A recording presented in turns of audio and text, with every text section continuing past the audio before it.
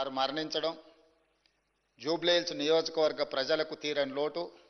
అదేవిధంగా వారి కుటుంబానికి, వారి సోదరుడు, వారి తల్లి, వారి భార్య, కుమార్తె, కుమారుడు, వాళ్ళ కుటుంబ సభ్యులకు ఒక తీరని లోటు. ఎందుకంటే అకాల మరణం ఆ కుటుంబానికి తీరని దుఃఖాన్ని తీసుకొచ్చి పెట్టింది. జూబ్లీహిల్స్ నియోజకవర్గ ప్రజలకు కూడా చాలా లోటు. ఎందుకంటే సౌమ్యుడు, మితభాషి మాగంటి గోపి. వారు చాలా తక్కువ మాట్లాడతారు.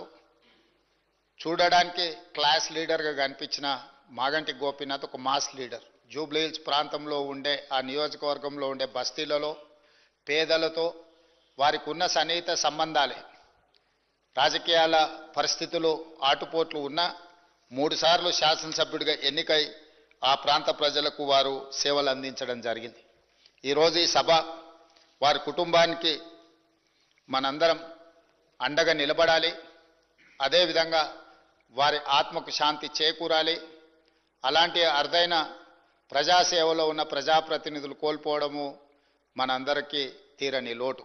అందుకే తమరి అనుమతితో ఈ శాసనసభలో ఈ సంతాప తీర్మానాన్ని ప్రవేశపెట్టడమే కాకుండా ఆ కుటుంబానికి ప్రగాఢమైన సానుభూతి తెలియజేస్తూ వారి ఆత్మకు శాంతి చేకూరాలి అని భగవంతుడిని ప్రార్థిస్తూ తమరి దగ్గర సెలవు తీసుకుంటున్నాను అధ్యక్ష. Request L A minister Shri Sridhar Babu garu. అధ్యక్ష, గౌరవ ముఖ్యమంత్రి గారు ప్రవేశపెట్టిన సంతాప ప్రతిపాదన బలపరుస్తూ ఈరోజు మన అందరికీ కూడా సుపరిచితులు, ప్రత్యేకంగా నాకు చాలా దగ్గర వ్యక్తిగా, ఒక అన్నగా మరి మాగంటి గోపీనాథ్ గారి అకాల మరణం చాలా దిగ్భ్రాంతిని కలిగించింది అధ్యక్ష. ఈరోజు వారు జూబ్లీహిల్స్ నియోజకవర్గానికి ప్రాతినిధ్యం వహించి మన అందరి సహచర ఎమ్మెల్యేగా ఈరోజు మన మధ్యలో లేకపోవటం కూడా చాలా బాధాకరం.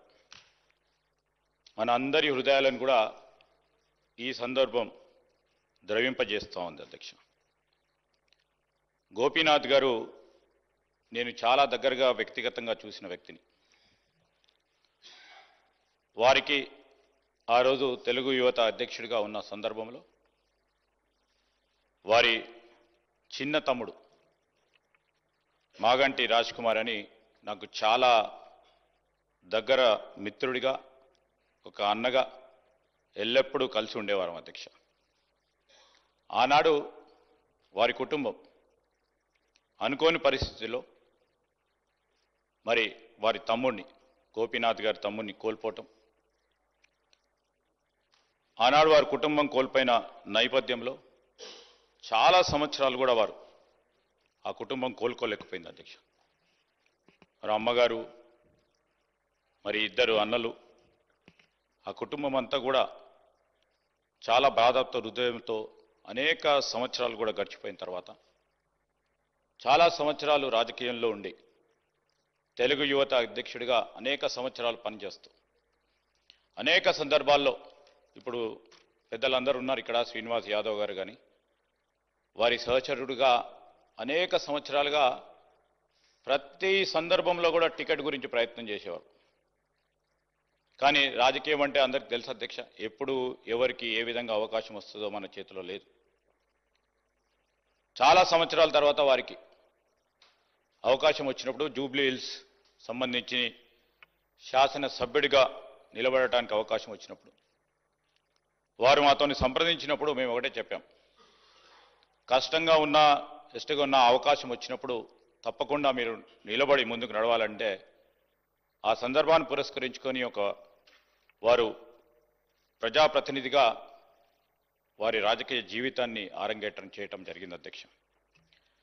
ఒక ప్రజాప్రతినిధి మాత్రమే కాదు, వారు ప్రజల మనసులో నిలిచిపోయే విధంగా సేవ చేస్తూ ఒక మానవతావాదిగా నిలిచిన వ్యక్తి, ఒక మృదు స్వభావి. ఆయన వ్యక్తిత్వంలో ప్రతి సందర్భంలో కూడా నిజాయితీ, అందరితో కూడా కలిసిమెలిసి మెలిగే గుణం ప్రధానంగా కనిపించేవి అధ్యక్ష.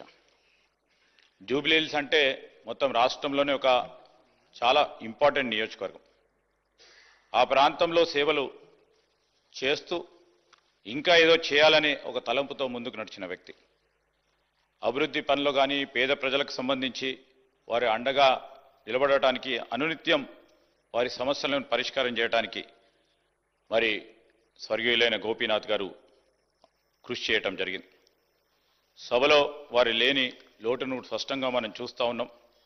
మరి ఈరోజు జూన్ 2, 1963 హైదరాబాద్లో హైదర్గూడలో కృష్ణమూర్తి మరియు మహానంద కుమారి దంపతులకు జన్మించిన గోపీనాథ్ గారు మరి 4 దశాబ్దాల పై చిలుకు ప్రజాసేవలో పార్టీలలో చురుగ్గా పనిచేసి పాల్గొన్నారు అధ్యక్ష. 1383లో ఉస్మానియా విశ్వవిద్యాలయం నుంచి BA పట్టభద్రుడై మరి 3 సార్లు జూబ్లీహిల్స్ నియోజకవర్గానికి ప్రాతినిధ్యం వహించిన గోపీనాథ్ గారు 1983లో వారు తెలుగుదేశం పార్టీని స్థాపించిన సందర్భంలో ఒక యువకుడిగా వారి రాజకీయ ప్రస్థానాన్ని ప్రారంభించి 85 నుంచి 92 వరకు తెలుగు యువత రాష్ట్ర అధ్యక్షుడిగా పనిచేస్తూ అదేవిధంగా 87, 88లో హైదరాబాద్ అర్బన్ డెవలప్మెంట్ అథారిటీలో కూడా డైరెక్టర్గా వారి పాలనా పరంగా తొలి అనుభవాన్ని మొదలుపెట్టారు అధ్యక్ష. మరి 88 నుంచి 93 వరకు వినియోగదారుల ఫోరం అధ్యక్షుడిగా టీడీపీ హైదరాబాద్ జిల్లా అధ్యక్షుడిగా వారు బాధ్యతలు నిర్వహించారు. 2014లో మరి జూబ్లీహిల్స్లో వారికి అవకాశం రావటం, 3 మార్లు గెలవటం. మరి ఈరోజు మేమందరం కూడా మన అందరికి కూడా కటింగ్ అక్రాస్ పార్టీస్ అధ్యక్ష గోపీనాథ్ గారి గురించి అందరూ కూడా వారి ఒక సహచరుని సమాజంలో ఒక నిజమైన ప్రజానాయకుని కోల్పోయిన అంశాన్ని సభ దృష్టికి తీసుకొస్తూ ఈరోజు మరి గోపీనాథ్ గారి కుటుంబ సభ్యులకి, అభిమానులకి, జూబ్లీహిల్స్ ప్రజలకి సభ పక్షాన కూడా మా హృదయపూర్వక సానుభూతిని తెలియజేస్తా ఉన్నాం అధ్యక్ష. ఆయన ఆత్మకు శాంతి చేకూరాలని, ఆయన చూపిన మార్గం, ఆయన నడిచిన మార్గం, మంచి పనులు చేసిన మార్గం మనకు అందరికీ కూడా ప్రేరణగా నిలవాలని మనసారా కోలుకుంటూ వారి కుటుంబ సభ్యులందరికీ కూడా మరి ప్రగాఢ సానుభూతిని తెలియజేస్తూ సెలవు తీసుకుంటున్నాను అధ్యక్ష. I request Shri K T Rama Rao garu. Speaker sir,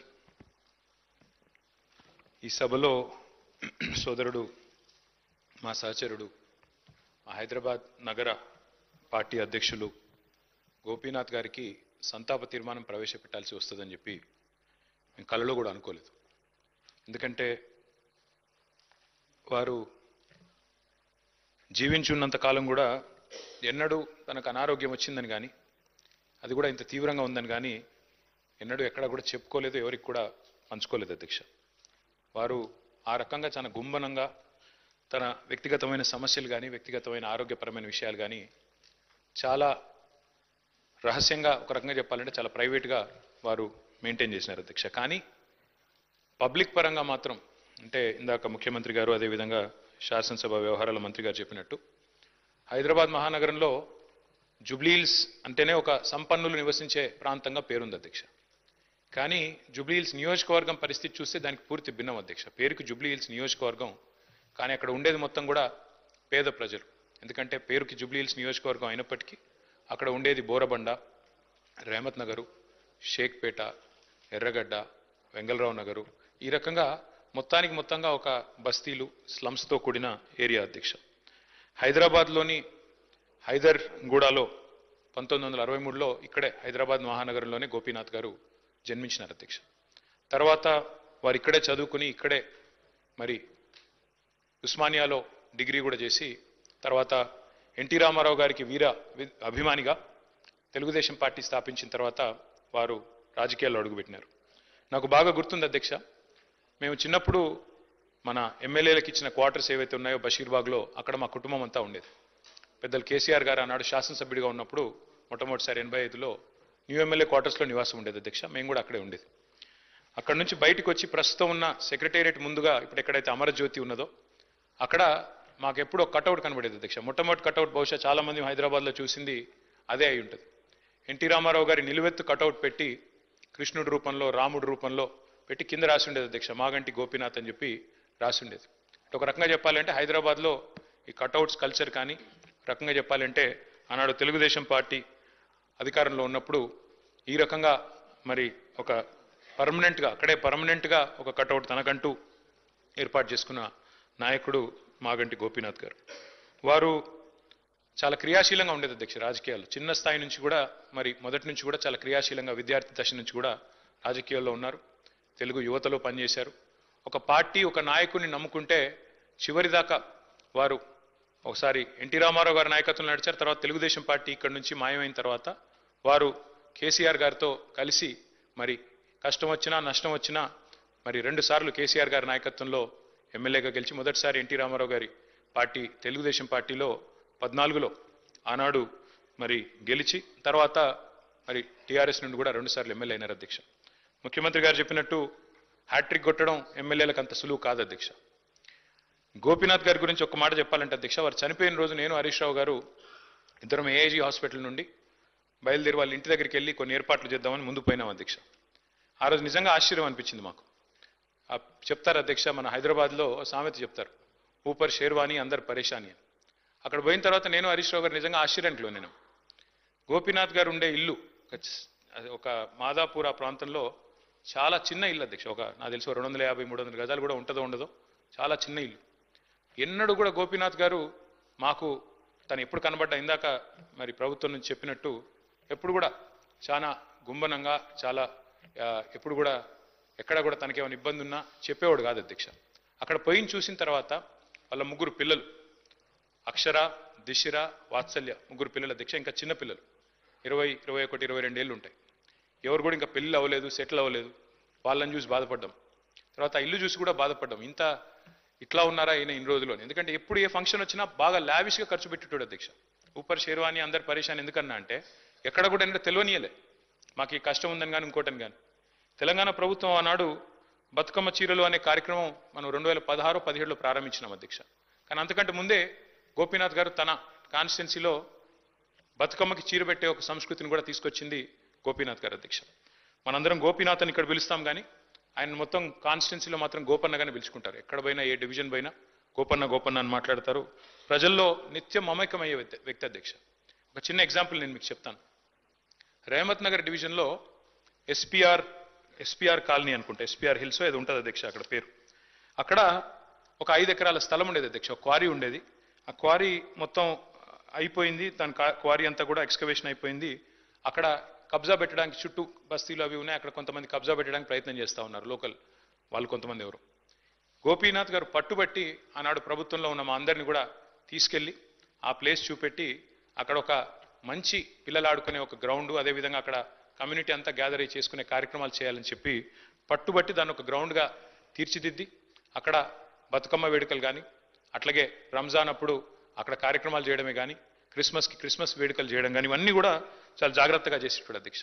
దాంతోపాటు అధ్యక్ష వారు మరి బతికినంత కాలం ఒక మాస్ లీడర్గా ప్రజల మధ్యనే ఉంటూ ఎప్పటికప్పుడు డైనమిక్గా తిరుగుతూ అర్ధరాత్రి సమస్య వచ్చినా అపరాత్రి సమస్య వచ్చినా అధికారులను వెంటనే సంప్రదించి పనులు చేసి పెట్టే ఒక మంచి మనస్తత్వం ఉన్న నాయకుడు అధ్యక్ష. మరి గోపీనాథ్ గారి మరణం, ఎందుకంటే మా నగర పార్టీ అధ్యక్షుడు కూడా వారు, దాంతోపాటు కేసీఆర్ గారికి మరి నమ్మిన విధేయుడిగా ఎన్ని ఒత్తిళ్లు వచ్చినా మరి ఒక నమ్మిన విధేయుడిగా మరి పార్టీలో 2 సార్లు గెలిచిన తర్వాత అదే పద్ధతుల్లో కొనసాగారు అధ్యక్ష. వారి మరణం మా పార్టీకి, అట్లాగే వారి కుటుంబం, వారి శ్రీమతి సునీత గారికి, అట్లాగే వారి పిల్లలకి, వారి తల్లి గారికి, వారి కుటుంబ సభ్యులందరికీ, వారి బ్రదర్కి అందరికీ కూడా తీరని లోటు అధ్యక్ష. దాంతోపాటు జూబ్లీహిల్స్ నియోజకవర్గంలో తనదైన చిరస్మరణీయమైన ముద్ర ఏదైతే గోపీనాథ్ గారు వేసుకున్నారో తప్పకుండా ఆ నియోజకవర్గానికి కూడా ఇది తీరని లోటు. ఈ దుఃఖ సమయంలో వారి కుటుంబం తరపున మా పార్టీ పూర్తి స్థాయిలో అండగా ఉంటుంది అధ్యక్ష. పార్టీ కుటుంబాన్ని గతంలో కూడా ఎట్లా అయితే వివిధ మా సహచరులు మరణించినప్పుడు ఆ కుటుంబాలకు అండగా నిలబడ్డామో, ఎట్లయితే గట్టిగా ఆ కుటుంబాన్ని కాపాడుకున్నామో, అట్లాగే మాగంటి గోపీనాథ్ గారి కుటుంబం కూడా మరి పూర్తి స్థాయిలో గోపన్న లేకపోయినా వారి కుటుంబాన్ని సంపూర్ణంగా ఆదుకునే బాధ్యత, పూర్తి స్థాయిలో వారిని చూసుకునే బాధ్యత మా పార్టీ తీసుకుంటుంది. మరి ఈరోజు శాసనసభలో వారి సంతాప తీర్మానంలో ప్రసంగించే అవకాశం రావడం విషయంలో బాధను వ్యక్తం చేస్తూ ఈ శోకాతప్త సమయంలో వారి కుటుంబానికి, అదేవిధంగా వారి అభిమానులకి, అదేవిధంగా కార్యకర్తలకు కూడా వారికి మనోధైర్యం భగవంతుడు ప్రసాదించాలని కోరుకుంటూ తమరికి ధన్యవాదాలు. I request minister for agriculture Shri Tummala Nageswara Rao గారు. అధ్యక్ష, గౌరవ ముఖ్యమంత్రి గారు చెప్పినట్లుగా ఈ సంతాప తీర్మానం పెట్టడం అనేది దురదృష్టం. మనలో ఒకడిగా, ముఖ్యంగా నాతో 83 నుంచి వివిధ రాజకీయాల్లో హైదరాబాద్ నగరంలో చెప్పుకోదగ్గ వ్యక్తిగా పూజ్యులు ఎన్టీఆర్ దగ్గర నుంచి నేటి దాకా ఒక ప్రత్యేక ముద్రని హైదరాబాద్ నగరానికి అందించినటువంటి మిత్రుడు గోపీనాథ్ అకాల మరణం మనందరినీ బాధిస్తుంది. సిట్టింగ్ సభ్యుడిగా చనిపోవటం అత్యంత బాధాకరం. అయినా సరే కాలం మన చేతిలో లేదు. ఆయన నిలబడ్డటువంటి జూబిలీ హిల్స్ బాధ్యత ఈనాటి ప్రభుత్వం మీద, ముఖ్యమంత్రి మీద, అదేవిధంగా మా ప్రభుత్వం మీద ఉంది. తప్పకుండా జూబిలీ హిల్స్ ప్రజలు మీలో ఉన్నటువంటి ఒక నాయకుడిని కోల్పోయి మీరు బాధాతప్త హృదయంతో ఉన్నారు. మీ కార్యక్రమాలు, మీ అభివృద్ధి తప్పకుండా చూసి ఆయన అనుకున్నటువంటి జూబిలీ హిల్స్ని సంపూర్ణంగా అభివృద్ధి చేసే బాధ్యతని మా ప్రభుత్వ పరంగా మేము తీసుకొని ఆయన కుటుంబానికి సానుభూతిని తెలియజేస్తూ, ఆయన సంతాపాన్ని, ఈ తీర్మానాన్ని సమర్థిస్తూ ఆయన ఆత్మకు శాంతి చేకూరాలని భగవంతుని కోరుకుంటున్నాను. I request minister for BC welfare Ponnam Prabhakar గారు. అధ్యక్ష, మాగంటి గోపీనాథ్ గారి మృతి పట్ల సంతాపాన్ని ప్రకటిస్తూ పెద్దలు ప్రవేశపెట్టినటువంటి తీర్మానం ప్రకారంగా వారి కుటుంబ సభ్యులందరికీ కూడా సానుభూతిని తెలియజేస్తా ఉన్నాను. మేము 1999లో ఎన్ఎస్సీ రాష్ట్ర అధ్యక్షుడిగా ఉన్నప్పుడు హిమాయత్ నగర్, అదేవిధంగా హైదర్గూడ ప్రాంతంలో ఎప్పుడు కూడా మాగంటి గోపీనాథ్ గారి బ్యానర్ కనబడతా ఉండే. సో ఎప్పుడు ఆ విధంగా రాజకీయాల్లో ఉంటూ మేము ఎన్ఎస్సీ రాష్ట్ర అధ్యక్షుడిగా ఉంటే ఆ సందర్భంలో పరస్పరంగా ఆర్గనైజేషన్స్ డిఫరెంట్ అయినా కూడా కాంపిటేటివ్ స్పిరిట్లా వారితో వివిధ కార్యక్రమాల సందర్భంగా కలిసేటువంటి అవకాశం ఉండే. తిరిగి మళ్ళీ కాంగ్రెస్ ప్రజాపాలన ప్రభుత్వం ఏర్పడ్డ తర్వాత హైదరాబాద్ ఇన్ఛార్జ్ మంత్రిగా, జూబ్లీ శాసనసభ్యుడిగా వారితో అనేక సందర్భాల్లో కలిసి వివిధ కార్యక్రమాల లోపల చర్చించేటువంటి అవకాశం వచ్చింది. మరి అకాలంగా అటువంటి సందర్భంలో వారు అనారోగ్యానికి గురై మరణించడం పట్ల తీవ్ర సంతాపాన్ని వ్యక్తం చేస్తూ వారి కుటుంబ సభ్యులందరికీ ప్రగాఢ సానుభూతిని తెలియజేస్తూ జూబ్లీ హిల్స్కి సంబంధించి పెద్దలు చెప్పినట్టుగా తప్పకుండా ఇన్ఛార్జ్ మంత్రిగా ఆ నియోజకవర్గానికి సంబంధించిన కొంత లేని లోటును తీర్చే ప్రయత్నం చేస్తున్నాం. భవిష్యత్తులో కూడా మా బాధ్యతగా జూబ్లీకి సంబంధించిన ప్రజల సమస్యలు పరిష్కరించడానికి ఇన్ఛార్జ్ మంత్రిగా ప్రభుత్వం పక్షాన అన్ని రకాల ఉంటామని తెలియజేస్తూ వారికి, వారి కుటుంబ సభ్యులకు, వారి ఆత్మకు శాంతి చేకూరాలని, వారి కుటుంబ సభ్యులకు సంతాపాన్ని, సానుభూతిని వ్యక్తం చేస్తున్నాను. అధ్యక్ష, ఐ రిక్వెస్ట్ శ్రీ తలసాని శ్రీనివాస్ యాదవ్ గారు.